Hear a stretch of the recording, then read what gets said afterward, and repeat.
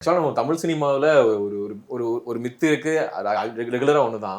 ஒண்ணு வந்து ஒரு கேரக்டர் பண்ணிட்டாங்க அப்டின்னா, "பேசாம இவர அப்படியே வாங்கப்பா, ஏய் வில்லன் ஒருத்தர் இருக்காருப்பா கூப்பிடுப்பா" அப்படின்னு சொல்லிட்டு அடுத்து அஸ்வினியே கூப்பிட்டுட்டாரு அப்படின்னா, அத எப்படி ஹேண்டில் பண்றதுக்கு மைண்ட் செட் வச்சிருக்கீங்களா?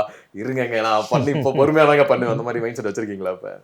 ரோல் இன்ட்ரெஸ்டிங்கா இருந்துச்சுன்னா, ஜஸ்ட் லைக் ஹீரோஸே பல விதமான ஒரு கேரக்டர்ஸோ, பேக் ட்ராப்ஸோ இருக்கிற மாரி, ம். வில்லனுக்கும் டிஃபரெண்ட் ஷேட்ஸ். எஸ். ஸோ அது என்னன்னா, அந்த மாரி வந்தா, இப்போ வந்து இதுல வந்து ஒரு டைப் ஆஃப் வில்லன் பண்ணியிருக்கேன். இன்னொரு படத்துல வந்து if there is something that's interesting. Most times வில்லனுக்கு என்ன இன்ட்ரெஸ்டிங்கான சைக்காலஜி, அந்த மைண்ட் தான் ரொம்ப ம். அட்லீஸ்ட் எனக்கு பிடிச்ச வில்லன் ரோல்ஸ் ம், வந்து ம், அந்த ம். வில்லனோட மைண்ட் தான் எனக்கு ரொம்ப பிடிக்கும். ஓகே.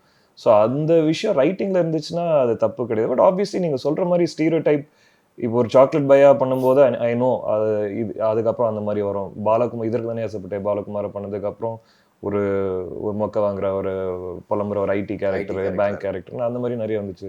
ஜீரோ ஆல்சோ ரொம்ப ஒரு சப்போர்ட்டிவ் ஹஸ்பண்ட், சின்சியரான தீஸ் திங்ஸ் ஹேப்பன் ஆக்டர்ஸ்க்கு வந்து நடக்கிற விஷயம் தான்.